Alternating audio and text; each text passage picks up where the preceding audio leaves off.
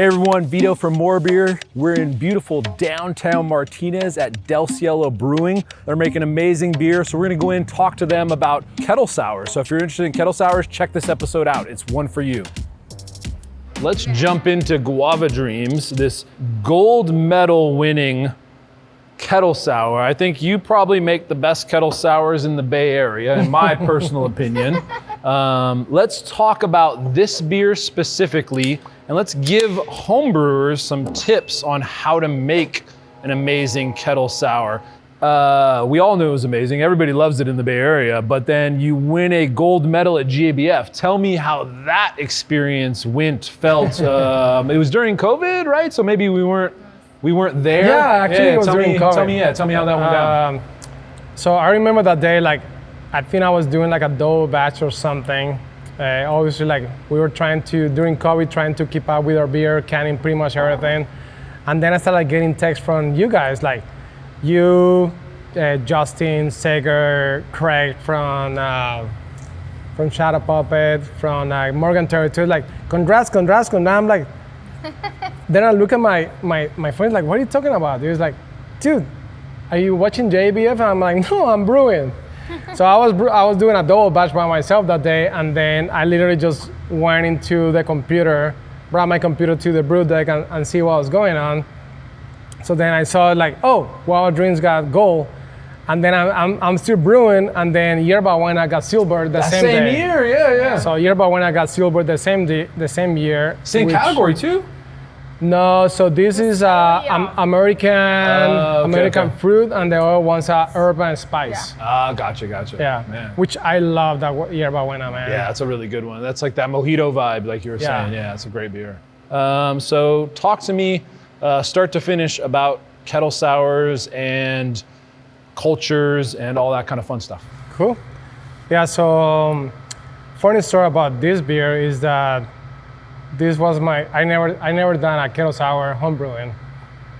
And the first time that I did it, I got together with 2 or 3 people from those. Like, why don't we just brew a kettle sour? I'm like, yeah, let's do it, man. Like, and the cool thing is that we've been using the same lactoculture for almost like 4 years. Is that I think it provides more backbones to the beer, and it's keep going. Like, I just brewed Guava Dreams on Saturday, and we just boiled it today. So talk, for the homebrewers watching, talk through that process, kind of the front end, day one of a kettle sour. Okay, so what I love about kettle sours is that you can have like a half of day brewing, because normal mash, sparging, then transfer to the kettle, and then I'll bring the wort to 195. Basically, that's like safe place, safe temperature. Pasteurize the wort, and then we drop it to 113. So you can run it through your heat X. Run it through a heat exchanger. Once it goes, once we stop the whirlpool, it goes up to like 118, 120. That's kind of what I like to keep our kettle sours in between 118, 120. Then you start dropping the pH. So you're gonna pre-acidify it. Yeah. With some lactic acid. Lactic acid, and we normally use some acidulated malt during the mashing too. So you're already kind of having a little bit pH, lower too. We literally just, once you drop the temperature, what I do is I try to drop it to 4.4, 4.5. And then once we get that, then we introduce the culture, the lactoculture, into the wort.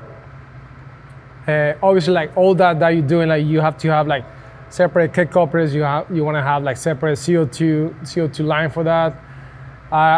Even that we boil all the box, you want to make sure that nothing you get into the rest of your tanks, nothing you get into the rest of your equipment. Lactobacillus, you don't want that getting everywhere. Yeah.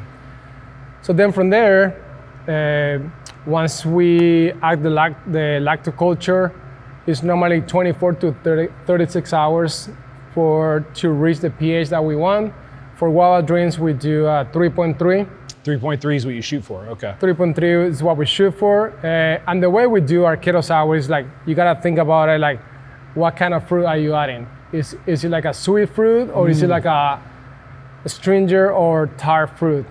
So when we do Yerba Buena, because we add the mint, because we add the lime, we do 3.6. Because you know it's going to be, that's the mojito style. you're adding sour to it. You don't want sour on top Yeah. of sour. You want, sweet, And I think sour balance. And I think that's why people love a lot of the Kettle sours that we do, is because they're balanced. You know, like you're not getting that stomach pain after having like 2 or 3 sours. And I see like people drinking guava drinks for like 2 or 3 pints. Yeah. So, and I just for everybody out there, like when you're done with the kettle sour, you've hit the pH you want, you're gonna pull some of that wort and put it back into a keg, right? And that's what you've shared with me, we share around. And I think what was interesting to me, you said, 24 to 48 hours, depending on when Luis or myself or Craig grabbed that wort, that sour wort, man, it turns it quick, right? Yeah. Like, if you did one last week and you passed it to me, I'm gonna get there quick. If it sat around for 2-3 weeks, it might take 48 hours to hit that, right? Is that what you so see? ideally, we don't let the culture sit more than a month, Yeah. which we normally don't do, but Someone's brewing one. someone is Yeah. brewing something just to keep it going. But the longer you let it sit on the kegs, the longer it's going to take you to Hit that to get pH. the pH. Yeah. Okay, so we've kettle soured. We've it's hit our pH. Now what happens? We pull our lactic culture to pass off to our friends, right? Yep. And then it's just a standard brew day past that point. Yeah, pretty much like we just so the way we design the brewery, we have a point that we can send everything back into the kettle, or we can send it through the chiller. So then normally you just get to here and check the pH. Okay, we're at 3.3. You get here and start turning the burner, and then you go to a normal boil. Obviously, you gotta pull the culture before you boil it. Yeah, or else we'll kill that culture. Yeah. Once it goes above 128 or 130 Fahrenheit, it's dead. Denatures that or kills that. lactic. And the only issue doing kettle sours is that you're gonna tie up your kettle for 24, 36 hours, and that's what we normally do it on. I normally do it on the weekends because it's ready for Monday. If we have the chance to do it on a weekday, we'll do it, but most of the time we can't afford to have the kettle sitting there for more than 24 hours. So standard brew day past that, then you're into the fermenter, and that's where let's talk fruit, right? We're talking guava here. How many pounds per barrel or pounds per gallon are you talking? Are you adding it pre-fermentation or post-fermentation too? So what I normally do is once we hit like around like 3 Plato, 3.5, then we add the guava. I'm not looking for the fruit to ferment too much because the bricks on the guava is lower compared to other fruits. So you gotta think about that. What are the bricks on the fruit that you're bringing? If it's high, you wanna let it ferment a little bit, so you don't get issues like the beer like starting to ferment during the canning or during the keg. Do you do anything to cold crash the yeast out, kind of sulfate or anything like that? So we normally, I like our sours to be dry. I don't want like super sweet sours, or we don't use lacto on our sours. Everything that we do is backbone by the fruit. And in this case, like I picked guava because guava is huge in Colombia. And I grew up in Colombia getting on top of a tree, grabbing guavas and eating guavas at my grandma's farm. So for me, it's like just bring me back to when I was like 5 or 6 years old, and my mom was yelling at me, like, "Hey, get down from that tree! You're gonna break something." I just have like a bunch of guavas on my t-shirt. I'm just eating the guavas. So awesome. that brings me like a lot of joy too. So to the ratio, is it about a pound per gallon. So like So we do, I don't know what's the ratio, but we do a 22 barrel batch and we use 400 and... so 31 gallons to a barrel, multiply that by 22 just for everybody out there. Yeah, so we do 440 pounds. We get like 10 cases. Okay, 10, so a little 10 under a cases, pound per gallon. 10 cases Yeah. of per barrel, yeah. Okay. Awesome, man. It tastes which great. just provides the right mixture. Yeah, it's of not fruit. overly sweet, but the Yeah. fruit's there. And obviously, like it's a little bit hazy, but because we use the same strain that we use for our hazy beers. So Oh, you use the hazy strain. Yeah, Which so we you used to use use juice. Vermont. Do you We use juice. Juice now. Okay, Yeah. cool. So we use juice for our kettle sours. Kind of accentuate that ester. Yeah, let me It get just fruity. helps holding the fruit flavors and everything that is floating, so it doesn't clear out. Whenever we want to do like, for example, we dip blue piragua and we want it to be like clear, then we use Cal Ale. Or we use a juice, but we biofine it. Gotcha. Okay. Yeah. So there's multiple ways that you can go around sours, which is the same as doing our beers too. Last question on this, because I think it's part of or helps with the style. Do you carbonate these a little bit more than you would, say, a hazy IPA? Yeah. So we normally go a little bit higher on this. It's like a 4.5, 4.6, like 4.55, 4.6, just to have like that sparkling taste. You know. Yeah, it really helps the Yeah. flavor for sure.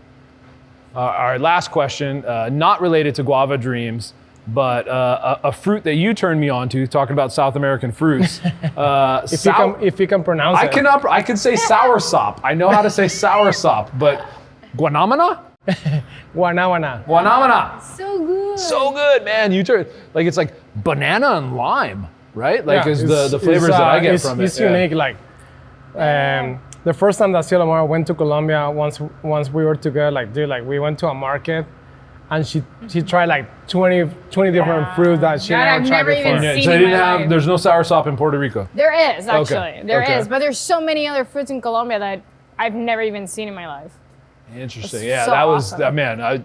That was you turned me on to that, and it was delicious. Yeah, so we have a distributor that brings fruit from Colombia, and I would say like 90% of the fruits that we use is for them. Awesome. Yeah. Yeah. You turned me on to those same people. Are you Guanabana? Yeah, and that distributor. Yeah. Which I appreciate. Yeah.